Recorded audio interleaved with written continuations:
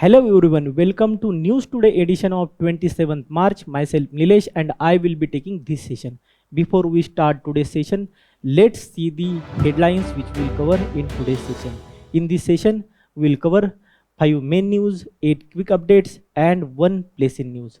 In main news, first main news is about India's resilient agriculture have led to the highest ever production in the agriculture in the year 2024-2025. So second main news is about global initiative on the taking of migratory species which have been launched recently. Third main news is about Supreme Court statement regarding the paternity leave, as Supreme Court stated that bringing law recognizing paternity leave as a social security benefit is very important. Then fourth main news is about relooking India-Iran historical and civilizational ties. And fifth main news is about India emerging as the global electro-technological manufacturing hub, which is stated by the WEF. In place in news, we will cover Tango.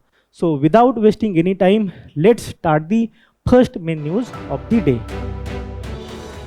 The first main news of the day is about the highest ever agriculture production by India in the year 2024-2025. This becomes very important for GS paper 3, that is Indian agriculture, right? We will see what are the significance of the Indian agriculture for Indian economy. Then we will see various nitty-gritties and the production achievements we have achieved in the recent time. So without wasting any time, let's see the development. As we already saw, the development is that India have achieved the highest ever production in the Indian agriculture, right? Indian agriculture is very important for various aspects. The firstly, it nearly accounts for 1/5 of the India's gross value added, right? And secondly, it is employing approximately 46% of the India's workforce. So it is very important for the India's economy as well as India's employability, right? Also, it is very important for the other aspect, such as it is important for the raw material for various industries, such as cotton, then sugarcane and other industries, right? So it is very important, even jute industry. So it is one of the important factor for the raw material. That is the one thing. Secondly, there is food security. Food security of India's 1.4 billion people is dependent upon what? Agriculture, right? So it is also dependent for the food security of the India, right? Then we also already saw that it is very important for the our employability. Then it is important for rural development and infrastructure, right? So rural development is very important for the inclusive growth, and because of the agricultural growth, rural development can be possible, right? So that is also one of the important factor for the rural development. Then infrastructure development. Infrastructure development, it is also important, right? So Indian agriculture is very important in the various aspects. Also, please remember that it is said that Indian culture is agriculture, right? Because various seasonal festivals are linked to what? Agriculture, such as Makar Sankranti,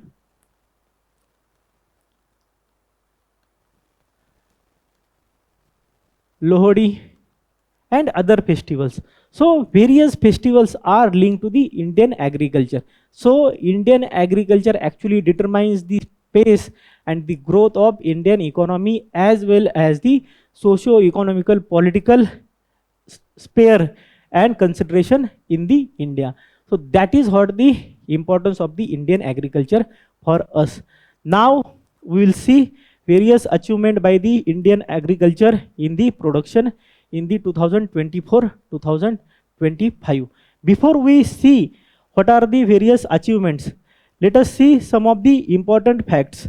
So Shashi Tharoor have once said that it is not important where you have reached, but it is important from where you have started, right? And it is aptly suitable for the India's agriculture production today, right? So India have achieved a historic production in 2024-2025. But what was the production in 1950?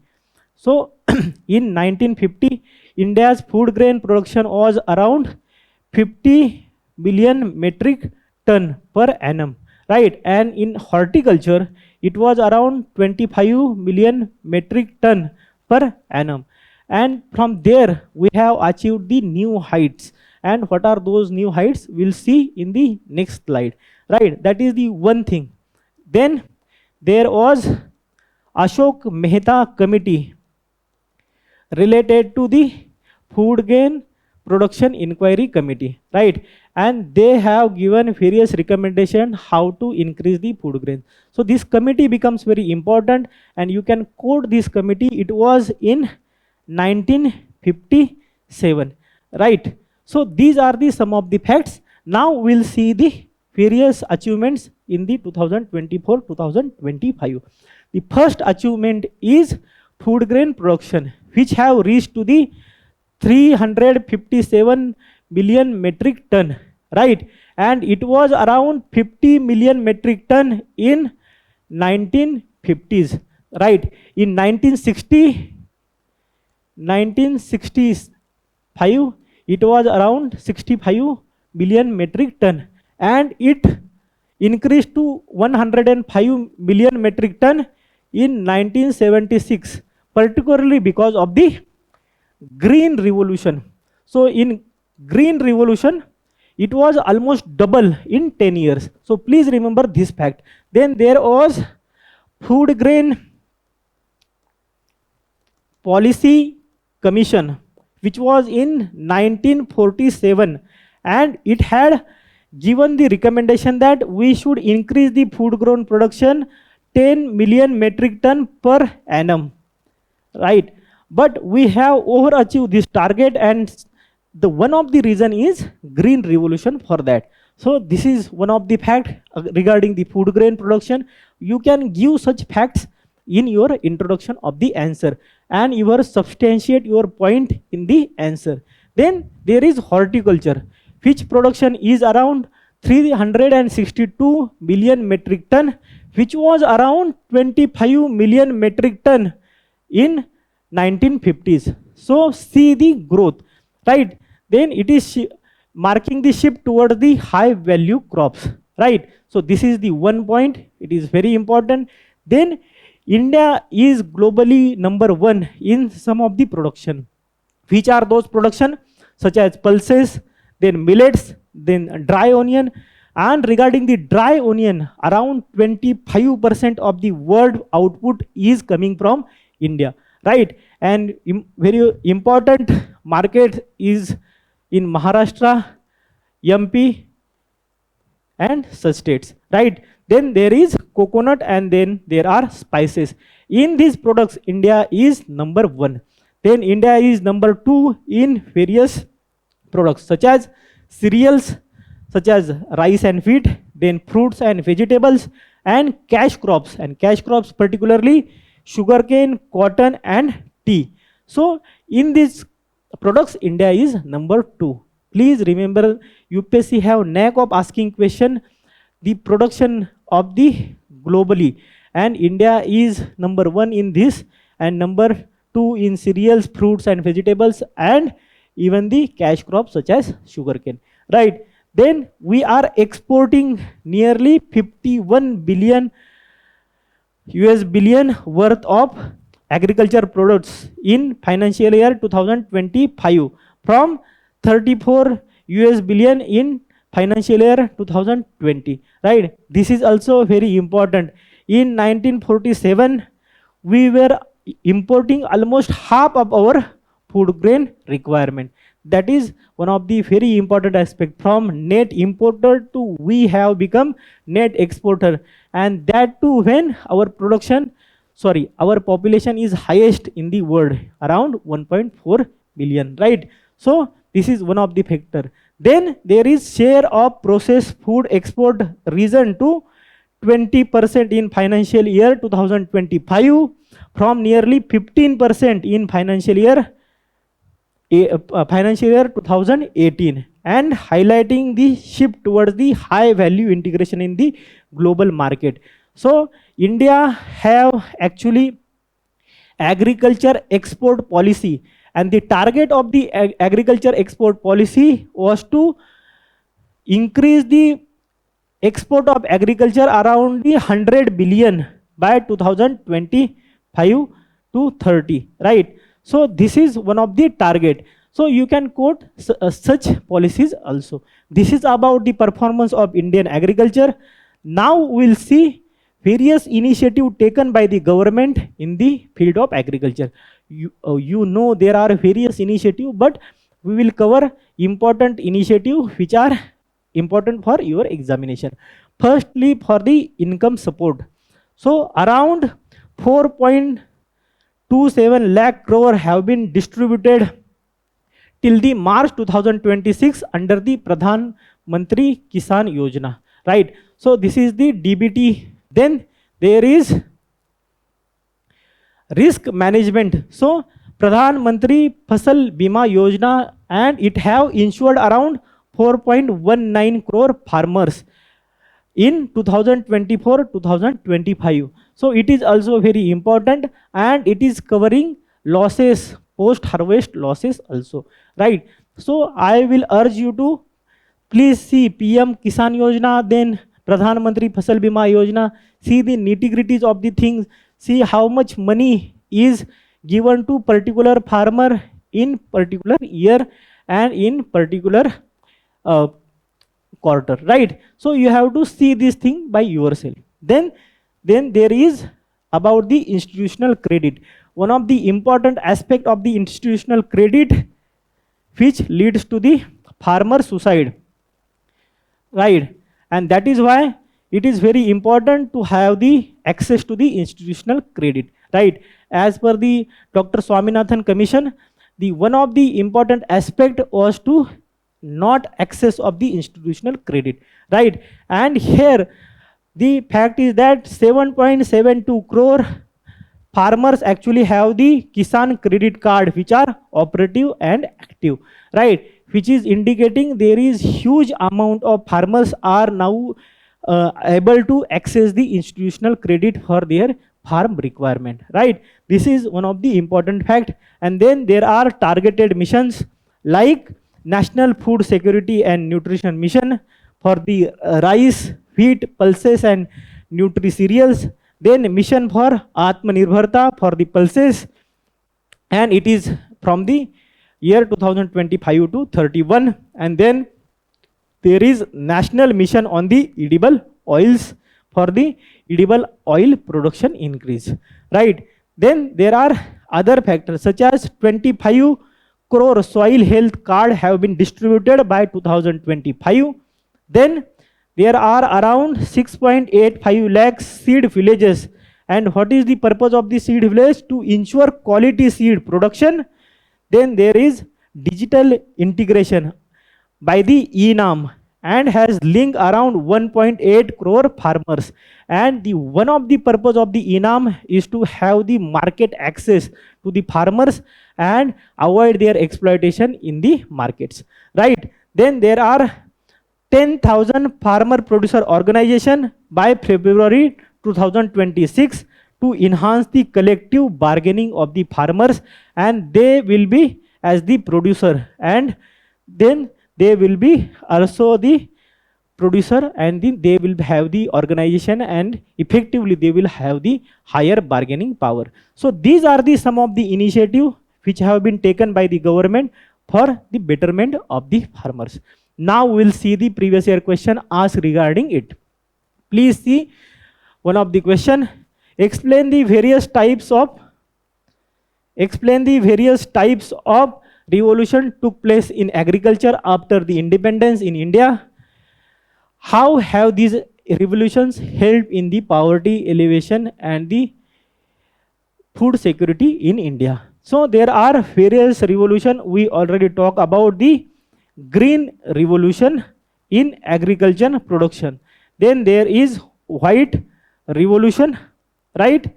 Then there is pink revolution for the meat and poultry. Then white revolution, which is for the milk production. Then there is green revolution for the wheat and rice and other crops. Then there are various revolution which you have to write, right? Such as revolution for the oil seeds, right?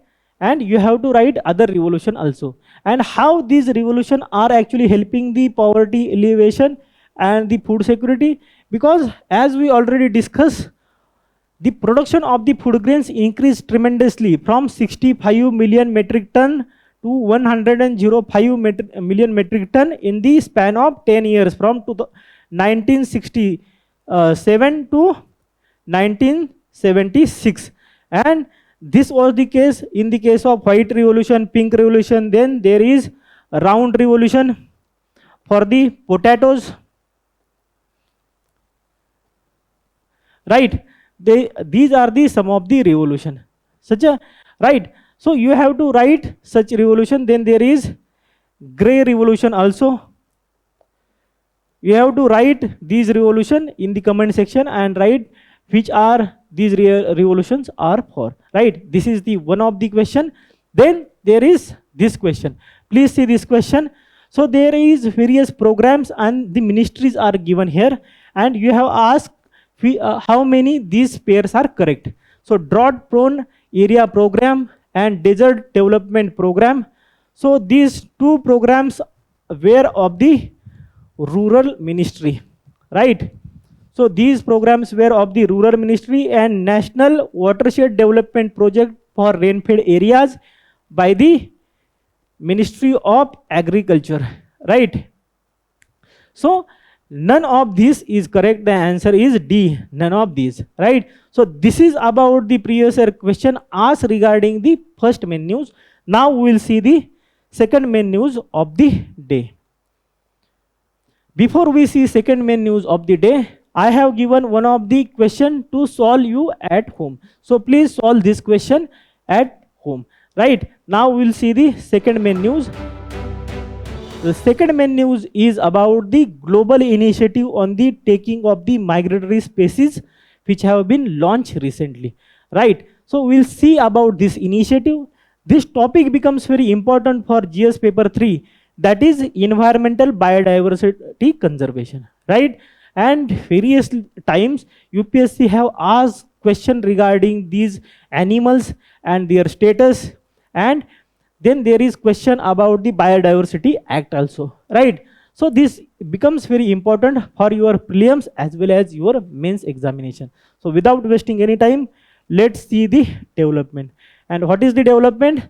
So this initiative have been launched at the COP 15, Conference of Parties 15, to the Convention on the Conservation of Migratory Species of Wild Animals, and it is held in March 2026 at Campo Grande, Brazil, right? This is the one of the important facts. So please remember that COP 14 was held in 2024, and you have to see where it was held, right? This is your homework, right? Then there is, please remember that this biodiversity is very important, even the migratory species and other species in the environment. So then there was a writer called as Rachel Carlson, and the book of this person is The Silent Spring. So the book was written in 1962, and this book is the milestone in the awareness of the biodiversity conservation, right? In this book, the writer talks about the disappearing of the sparrows around the fields, and the important chemical for that was the DDT used in the agricultural fields. And because of this book, there was large scale awareness in the USA, and then there was movement, and even the Environmental Protection Agency was established in the US also, right? Then there was Stockholm Conference in 1972, and this conference is very important. It is the Human Environment Conference, and it is called as the Magna Carta for the environment conservation.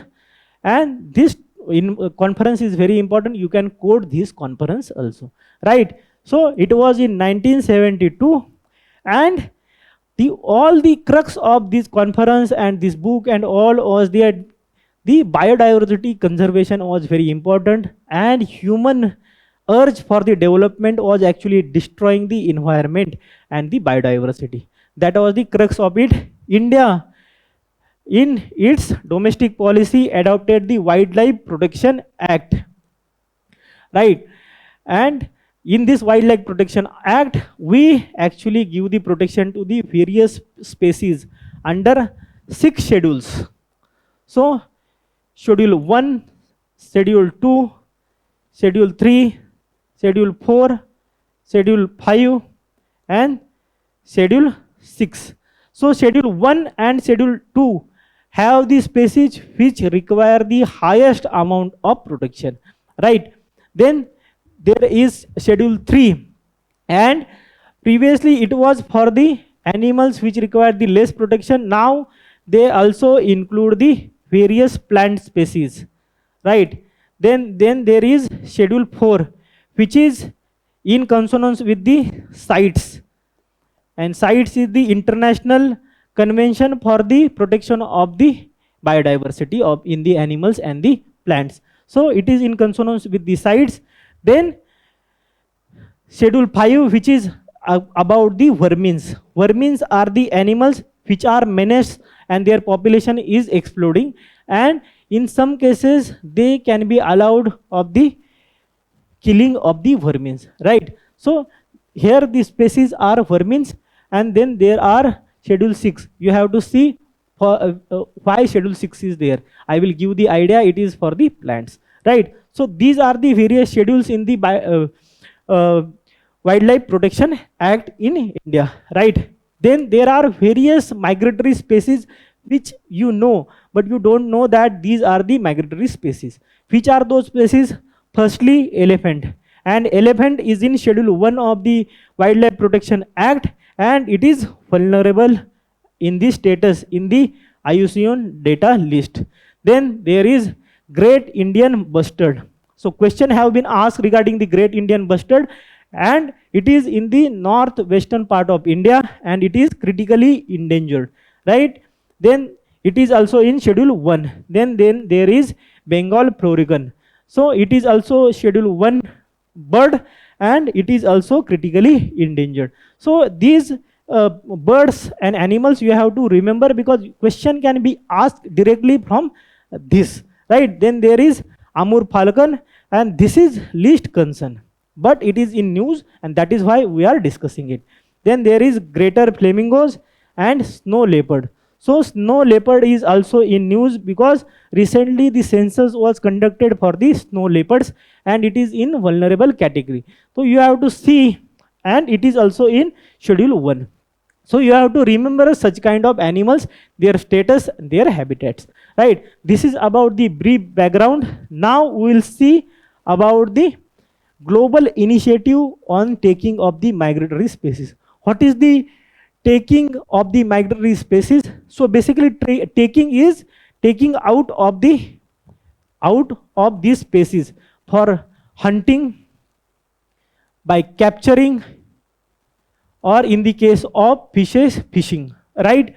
So these animals are taking out of the environment, and that is why their population is decreasing. And because they are migratory, their risk of taking out is increases, because they are traveling from one place to another place, and they are in contact with the huge amount of population and people. That is the one aspect, right? Then what is this GTI? So it is about a collaborative global effort between the governments, conservation organization and local communities, etc., to address the drivers of illegal and unsustainable taking. So please remember, this is the comprehensive measure and various stakeholders are there and not only the governments. This is the one aspect. Then secondly, State of World's Migratory Species Report 2024, which have been released recently, identifies that illegal and unsustainable taking threatens the survival of around 70% of the all of the species. So 70% of the all of the migratory species. And how many migratory species have the protection status? So around 1,200 species are listed under the convention. So out of these 1,200 species, 70% species are actually have the danger of taking out, right? Then there is, as per the report, domestic drivers such as hunting, fishing, or the food sale and the sport medicine, etc., are the key reasons, as we have already discussed, for the taking out of the migratory species. So this is about the global initiative on the taking of the migratory species, right? I hope it is clear to you. Now we'll also see about its aim. And what is the aim of this initiative? The aim of this initiative is to provide the support to the countries meet their biodiversity commitments, right? And these commitments are very important, and such species recovery and prevention of extinction under the Kunming-Montreal Global Biodiversity Framework. Please remember this framework, Kunming-Montreal Biodiversity Global Framework, which is very important. This is the one aspect. And then there are 4 areas of the work. And which are those 4 areas?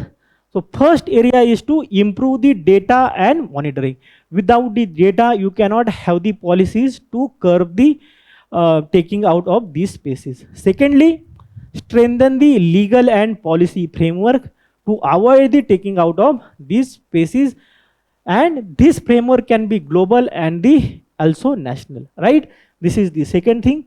Then there is enhanced community engagement. So then there is need of enhancing the community engagement, right? So without the engagement of communities, there is impossible to conservation and biodiversity awareness is very important for it, right? And that is why awareness and the participation of people in the conservation becomes very necessary. And lastly, raise the awareness, as we have already discussed. So these are the 4 focus areas of the work.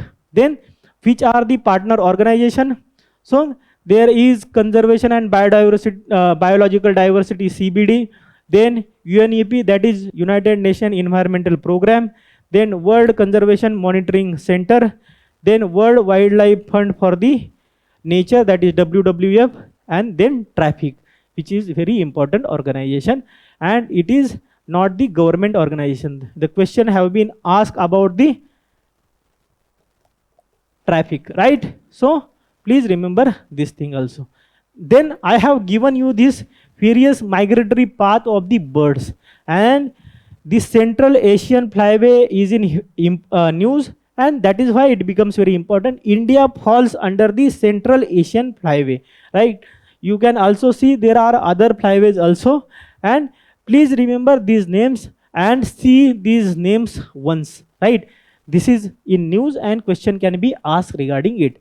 And India's Kaziranga National Park is very important hotspot in the Central Asian flyway, right? So this is about it.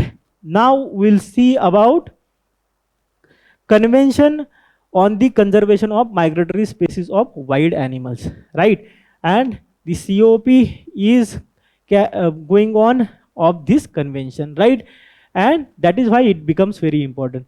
When this was established, so it was established in 1979 in the Bonn, Germany, and it is also referred as Bonn Convention. So this is the Bonn Convention, which is very important, and question can be asked because these COPs are held actually in the 3 years, once in a 3 years, and it is, actually going on right now, so question can be asked. Previously, the COP14 was held in the Samarkand, right, in 2024. So it is also very important fact for you guys, right? Then why it is about? So it is an international treaty, and international treaty under the United Nations Environmental Program UNEP, and it is focused on conserving the migratory wild animals and their habitats globally, right? So this is important. Then the migratory species are listed under the two categories and appendix. So appendix 1 actually have the endangered species requiring the strict protection, and there is appendix 2 where species needing the international cooperation but they are not endangered, right? Then there are how many members? So there are 133 parties and 132 countries plus the European Union. Is India a party? So yes, India is party and member to this convention. And important report of this convention is that state of the world's migratory species report. So this is about this convention, and question can be asked about it. So please remember this. Now we will see the previous year question. And please see this question. With reference to the International Union of Conservation of Nature and the Natural Resources and the Convention on the International Trade in the Endangered Species of the Wild Fauna and Flora sites, which of the following statements are correct? And what is the first statement? IUCN is the organ of the United Nations and site is an international agreement between the governments. Then see this second statement. IUCN runs the thousands of field projects around the world to the better manage the natural environment. This is the general statement and is true. And sites is a legally binding on the state that have joined it. But this convention does not take the place of national law. This is also true, that it does not take the place of the national law. But here see, IUCN is the organ of the United Nations. This statement is not true. It is the organ and it is having the various organization club together. So the answer is B, that is 2 and 3, right? This is the one previous year question, right? Then there is this question also. Please see this question. Which of the following can be threat to the biodiversity of the geographical area? And firstly, global warming. Obviously, global warming can affect the biodiversity. Then fragmentation of the habitats, as we already see that these migratory species, if they don't have the habitat for the migration, then there can be population decline, right? Then invasion of the alien species. So alien species is a menace and they can actually replace the indigenous species, right? So this is also true. And then promotion of vegetarianism. So vegetarianism is actually not a cause of the biodiversity loss, and that is why answer is A, that is 1, 2 and 3. So this is about the second main news of the day. Now we'll see the third main news of the day. So third main news is regarding the paternal review, as Supreme Court have give the direction to the center. And what is this direction? So Supreme Court have stated that to bring a law recognizing the paternity leave as the social security benefit, right? And this topic becomes very important for your GS paper 1, that is Indian society, and GS paper 2, that is issues relating to the human resource management, right? So without wasting any time, let's dive into the news. And the case is very important and you can quote such cases in your answer, right? And this case is Hamsa Nandini Nanduri versus Union of India case, right? And this case is regarding the adoptive mother. And the one of the aspect in this case, as we already discussed, that Supreme Court give the direction to the center that to have the law regarding the paternal leave. And then there is also very important significant aspect of this judgment is that Supreme Court have stated that the adoptive mother will also have the right to the maternity leave like the natural mother, and it was not there under the Social Security Code of 2020, right? So under the Social Security Code of 2020, it had stated that if that adopted child is below the age of 3 months, then only the adoptive mother can actually have the benefits of the maternal leave. But Supreme Court have struck down this provision of section 60 subclause 4, I think. Please check this section. And now it have stated that the adoptive mother is also entitled to have the maternal leave. So this is the development. This is very important, and it was very important for constitutional consideration such as Article 14, which is equality, right to equality. Then Article 15, non-discrimination on the basis of gender. Then Article 21, that is right to life and right to reproductive health, right? So these are the important aspect of this judgment. Then there is one of the important case, that is Chandar Mohan Jain case, and it is from 2009, and it was in the Delhi High Court, and Delhi High Court have given the permission to this teacher to have the paternal leave. So Delhi High Court have stated that teacher of the unaided educational institutions will have the paternal leave as the leave, right? So it was the important thing, but it was restricted only to the unaided educational institution. But now Supreme Court have stated that it should be also extended to the overall population, right? Secondly, then there are around 90% Indian population which is in unorganized sector, and that is why it becomes very necessary to have some policy regarding it. Also, when there will be a maternal leave, many institutions, what they do, they fire the woman, right? When then there will be the leave for the paternal and maternal, then this policy and tendency of firing the woman in the pregnancy will be less, right? So this is the one of the aspect.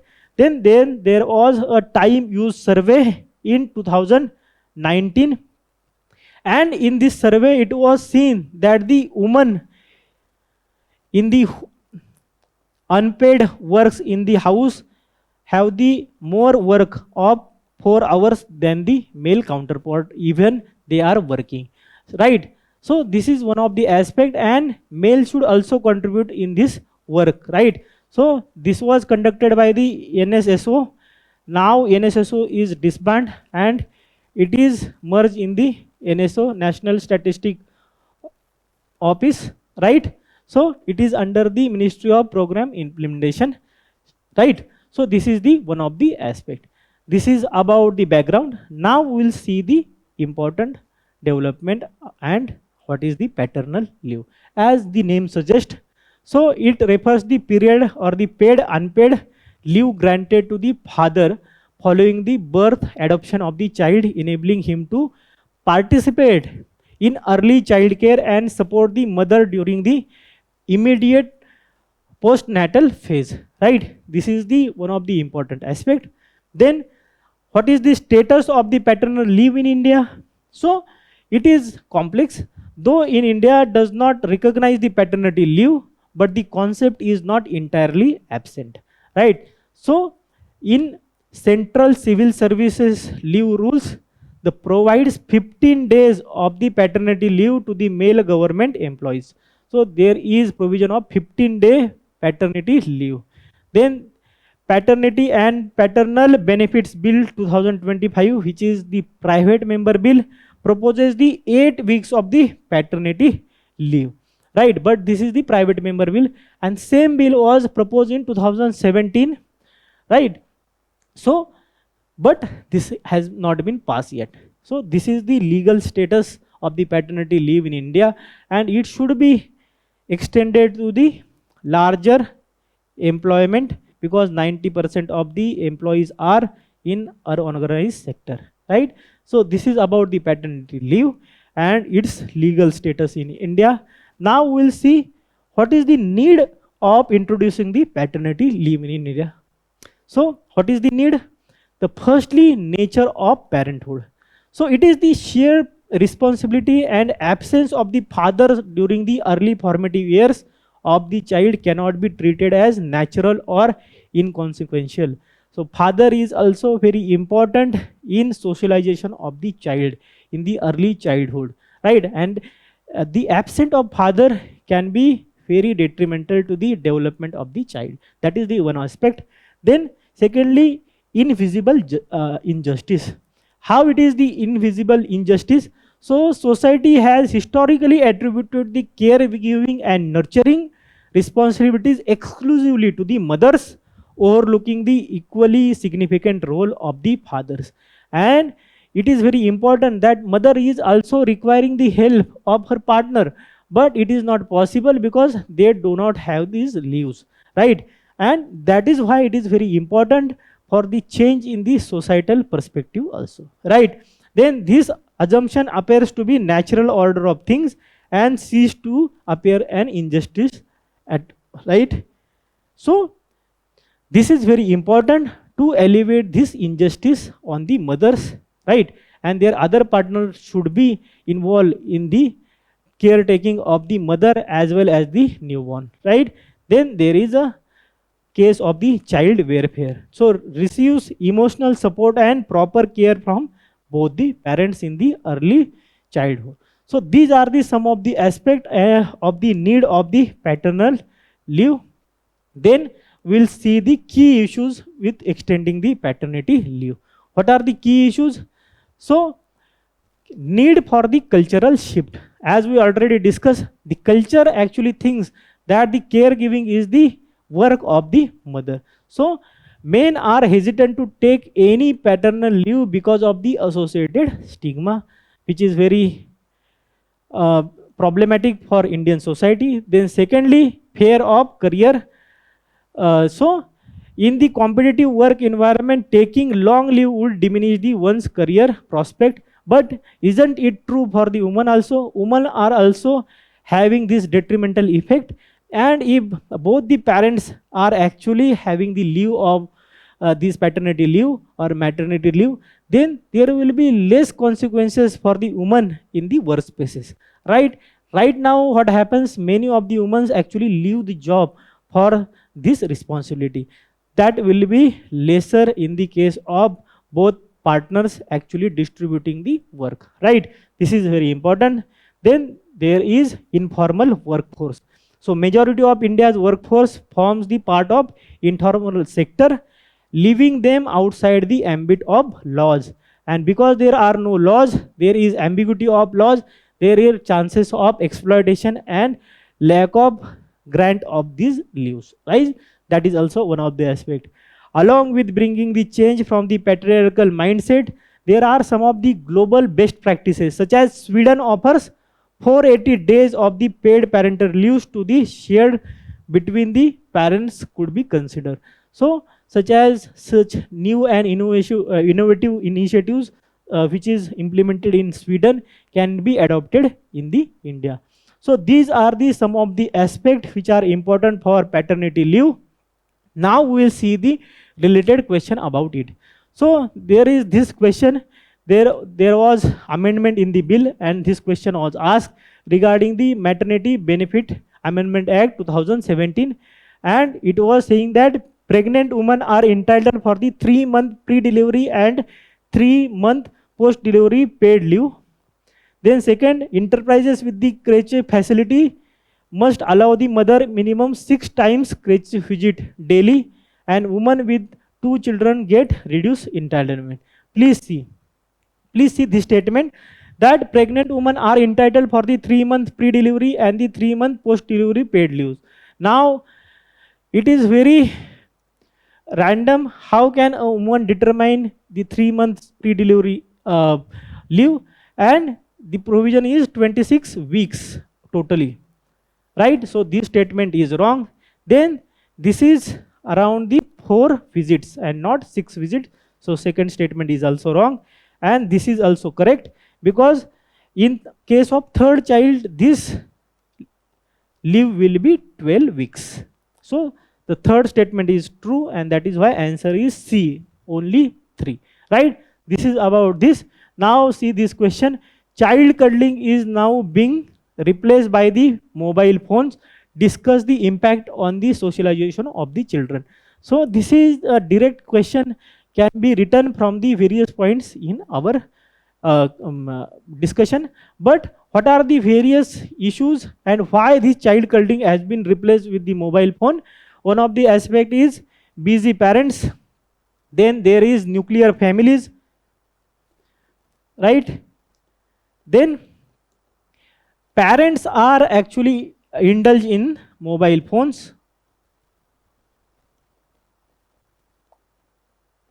So these are the some of the aspect, right? And then you can discuss the impact of the socialization of the child because of the phones, right? So lack of sympathy, then there are stigmas, then there are issues and various impact of mobile phones, even the on eyes and all those things, and even social upbringing can be impacted, even the body shaming by of the children and the exploitation of the children online. So all those things you can write about in this answer, right? So this is about the third main news. Now we'll see the fourth main news of the day. Before we see fourth main news, I have given this question. Please see this question and try to solve the question at home. How does the patriarchy impact the position of middle class working woman in the India? One of the aspect we have already discussed, right? Now we'll see the next main news. Next main news is about the relooking of the India-Iran historical and civilizational ties, right? So it is in news because of the Iran war and India-Iran ties, and it becomes very important for Indian ancient and medieval history as well as the bilateral relation. But it is particularly important for the historical part, right? So without wasting any time, let's dive into the news. What is the development? So Indian connection with Iran proved extremely fruitful, with their influence visible in the art, architecture and the administration. We'll see how this have impacted the art, architecture and administration. Then please see that it is important in Persian language, which was very popular in India. Then you might have heard about this movie 300, and there was Xerxes I, which was the ruler, and this Xerxes I is actually connected to the India because his father actually invaded India in ancient India, right? We'll see about his father in the discussion. Then there are various dynasties such as slave dynasty or the Delhi Sultanate and the ruler like Balban. And this Balban have actually taken legitimacy of his rule from his connection from the Iran. So he said that I am connected to Iranian dynasties and Iranian gods, and that is why I have right to rule. And he also implemented various policies such as court decorum, such as paibos, which means kissing the leg of the emperor. So such of the initiatives or such of the things were taken from the Iranian or the Persian influence or the Persian administration, right? Then Jahangir was also very influenced. His queen was from the Persian background. Noor Jahan was from the Persian background, and he also promoted the Persian in the court and also promoted the Persian nobles. So this was and particularly very important in the popular culture. We will also discuss all these things in detail also, but will not discuss this point because we have discussed this point here only, right? Now we'll see the key Persian invaders that led to the foundation of the ties. So the first is the Cyrus, and it was in 558 to 530 BC. It was his ruler time, and he was the greatest conqueror of the Achaemenian Empire, first to lead the expedition and enter into the India, capturing the Gandhara region or the Gandhara kingdom. Right? This was the one thing. Then this is the Darius one, as I was discussing. Xerxes one was the son of the Darius one, and he was the grandson of the Cyrus. So Darius was the grandson of Cyrus, and he conquered the Indus Valley in 1580 BC and annexed the Punjab and Sindh. Right? So this is also very important, and from this ancient times, India and Iran have the political contact. Right? These are the important things. Then we will see the Persian influence on the key areas. Right? The first thing is administration, and Achaemenian statecraft served as the model when the Chandragupta Maurya founded the first Indian empire, that is the Mauryan Empire, and the influence remained during the times of East India Company, which retained the Persian as the official language of the law and bureaucracy until the administrative reforms of 1832 to 1837. Right?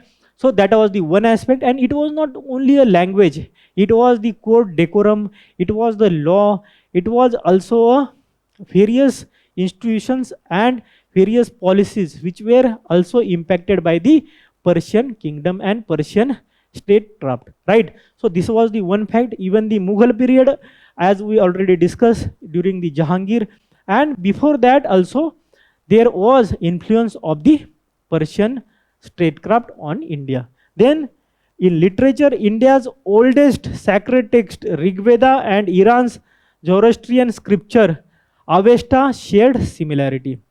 So the Avesta is Iranian scripture, and Rig Veda, they actually share the similarity. Right? Then there is Persian become the official language under the Akbar in 1582. Right?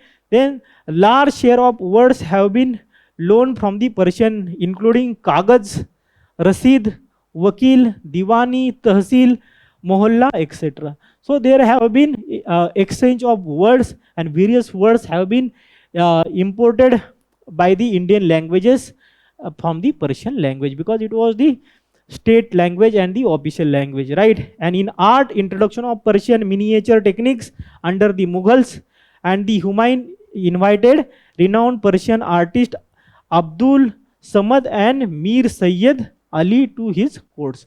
So this was also important, and it also influenced the various Persian literature which was developed during the time, right? Such as Akbarnama. Then we'll see the architecture. So in Mauryan time, there was Kharoshthi script, as we already know, from the Iranian writing, became the popular in the northwestern India with the some Ashoka's edicts written in it. So various Buddhist sculptures and Gandhara art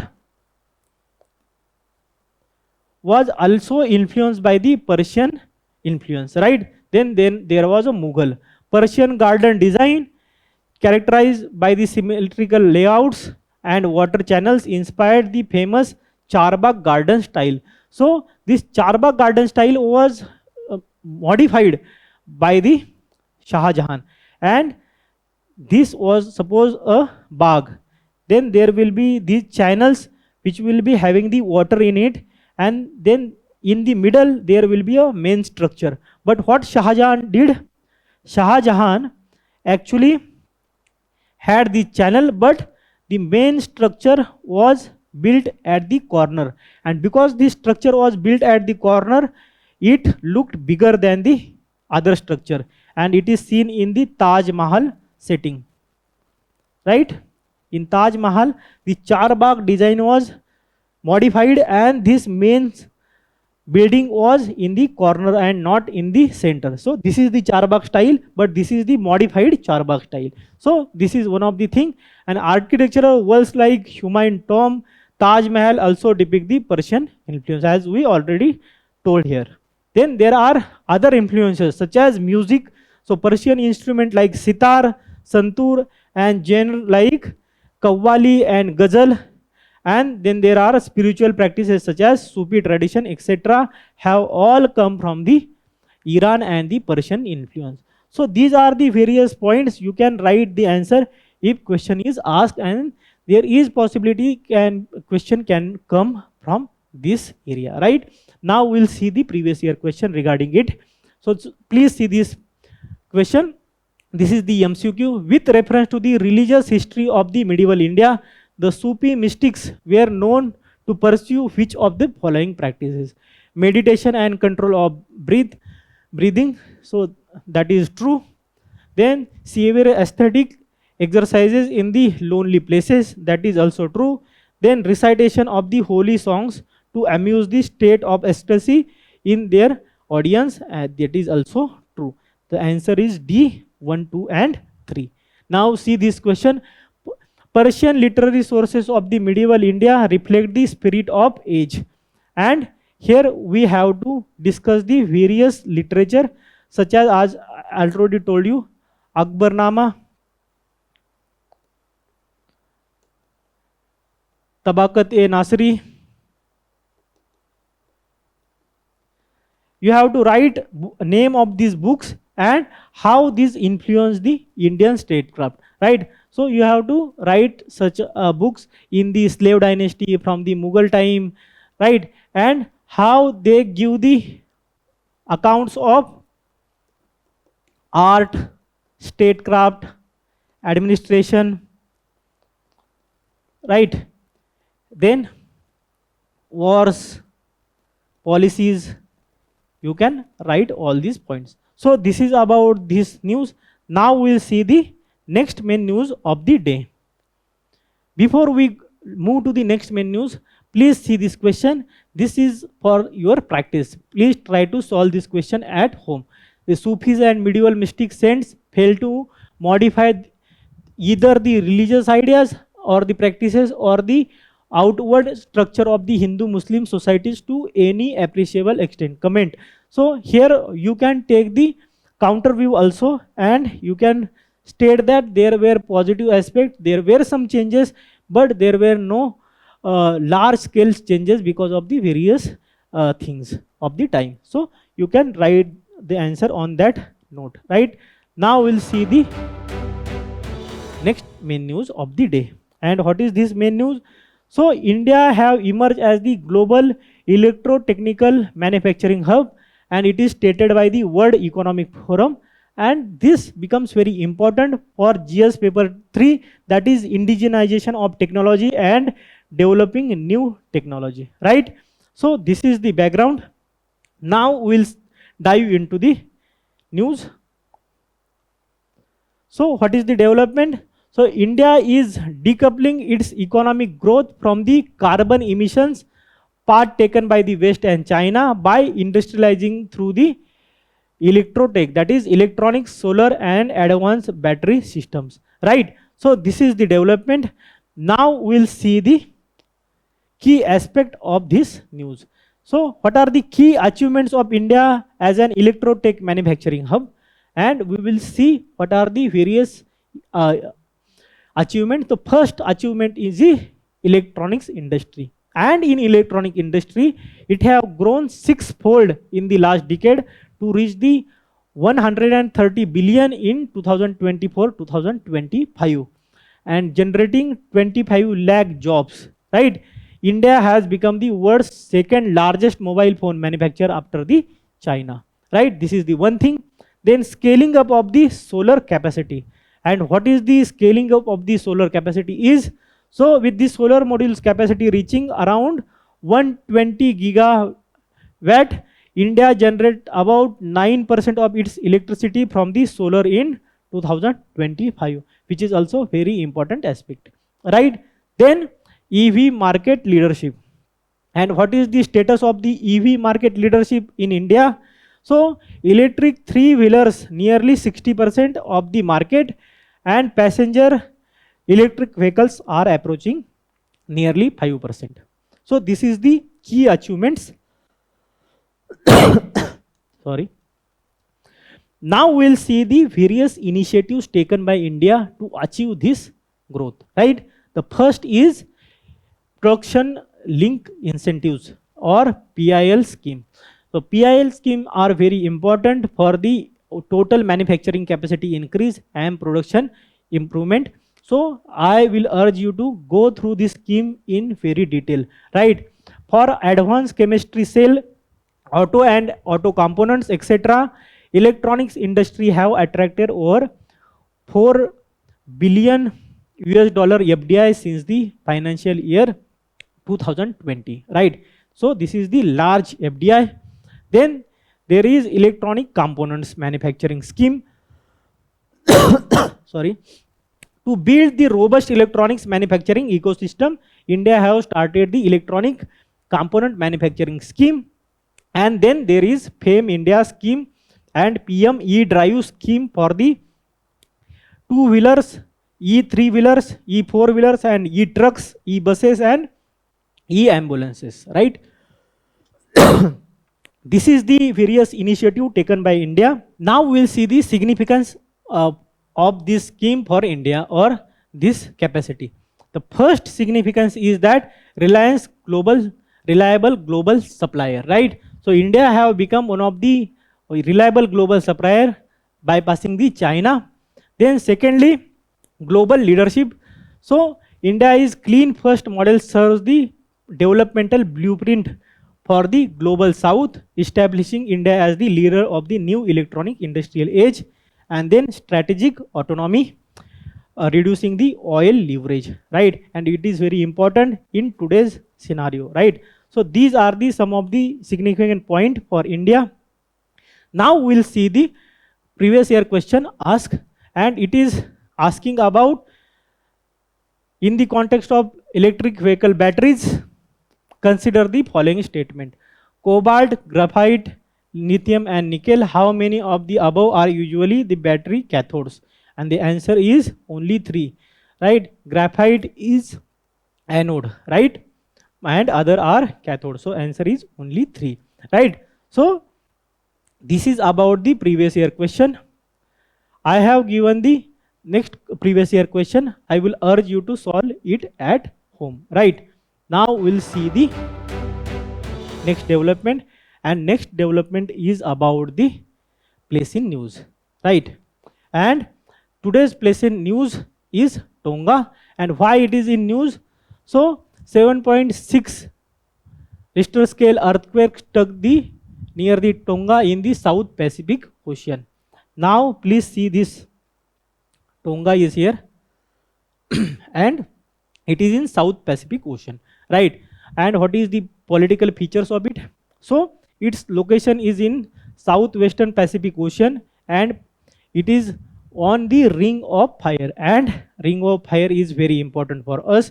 It is the string of volcanoes and sites of seismic activity, right?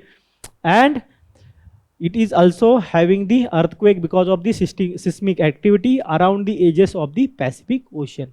And roughly 90% of the earthquakes and 75% active volcanoes are here. Then it surrounds several tectonic plates, including Pacific Plate, smaller Philippines, John the Fuca, and Cocos and Nazca plates, right? Then this is the Iceland group, consists of the some 170 islands divided into 3 main island groups, right? And it is isolated Iceland, include the Nukuʻalofa and other islands which are very important, right? Geographically, it is a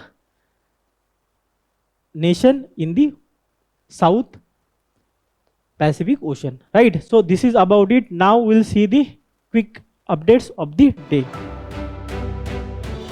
So first quick update of the day is Operation Urja Suraksha, and it is been launched by the Indian Navy, and its purpose is to escort, guide and the safeguard Indian bound energy shipments, LPG, crude oil and etc. through the Strait of Hormuz, currently blocked by the Iran. So this is the first quick update of the day. Then we'll see the second quick update, and second quick update is about waste foundry sand. And what is the development? CSIR Central Road Research Institute is spearheading the efforts for the effective utilization of the waste foundry sand in the road construction. What is it?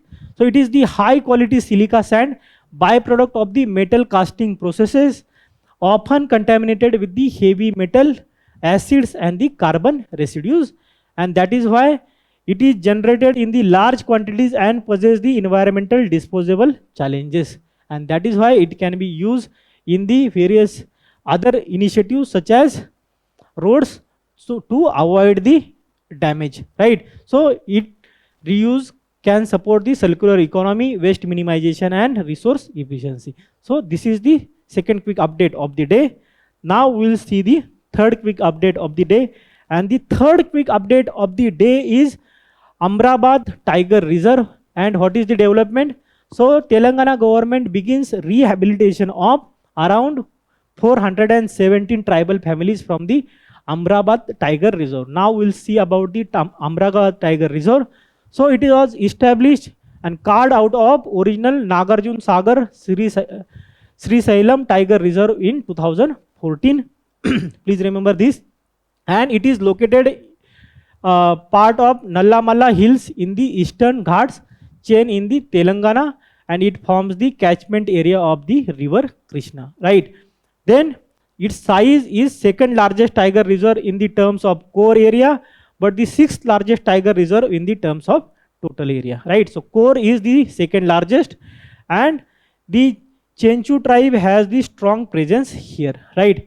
And what is the forest type? So tropical dry deciduous forest is found here, right? And the major fauna is nilgai, jackal and chosingha, etc., right? So this is the third quick update of the day. Now we'll see the next quick update, and next quick update is the surface water and ocean topography satellite. And NASA have unveiled the new map of the ocean floor created using the data collected from the SWOT satellite. Now we'll see about the SWOT satellite. As we already discussed, it is developed by the NASA and the Centre National d'Estate Spatials of the France. And what is the objective? So to make the first global survey of the Earth's surface water, observe the fine details of the ocean surface topography and measure how water body change over the time, right? Then it maps the ocean floor indirectly by measuring the tiny changes in the water heights which reveal underlying features, right? So it is the initiative of the NASA and the France agency, and the purpose is to map the ocean surface and other water bodies, right? Now we'll see the next quick update, and the next quick update is protected area permit, right? And what is the development? A Slovak Republic citizen was detained along the Mizoram-Myanmar border for not having the protected area permit. And what is the protected area permit? So it is the special permit required for foreign nationals to visit certain sensitive areas in India, right? And it is governed under the Foreigners Protected Areas Order of 1958, right? And which are the areas covered under it? So those falling between the inner line and the international border of the state that have been declared as the protected area in the state, like Arunachal Pradesh, parts of Sikkim, etc., right? And who is the issuing authority? So Union Ministry of Home Affairs. And what is the inner line permit? So basically it is generally a 16-kilometer area between the international border, and where there is generally restriction even to Indian citizen to go there without if you are not a local resident, right? So this is about it. Now we'll see the next quick update. Next quick update is about section 79(3) of the IT Act. And what is the development? So Indian Cyber Crime Coordination Center Union Ministry of the Home Affairs dedicated agency has blocked suspicious online content under the section 79(3) subclause B of the IT Act. Right now we'll see MHA established I4C as the scheme in 2018 for the prevention, detection, investigation and prosecution of the cyber crimes, and it has been set up as the attached office of MHA with the effect from 2024, 1st July. Right now we'll see about the section 79(3)(b) of the IT Act.